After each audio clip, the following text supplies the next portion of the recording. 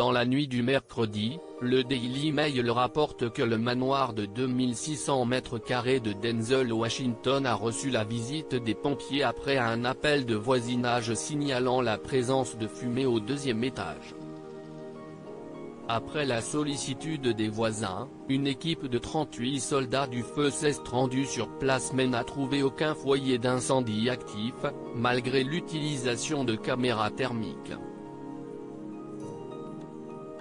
Alan Nierob, le publiciste de Denzel Washington, a quant à lui déclaré à USA Today, « Il n'y a pas d'incendie.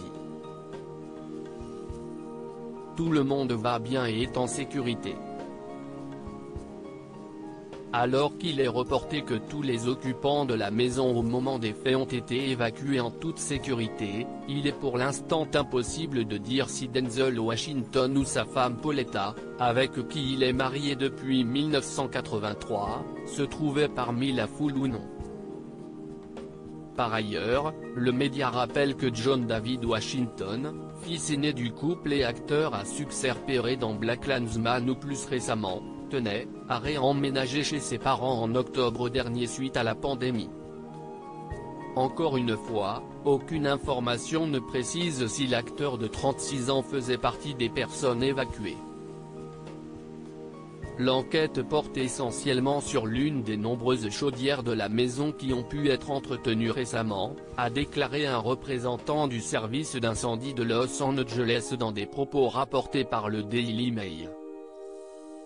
Denzel Washington, son fils dans ses pas. Il n'est pas rare que les fils et filles de soient gênés de la popularité de leurs parents lorsqu'il s'agit de mener leur propre vie.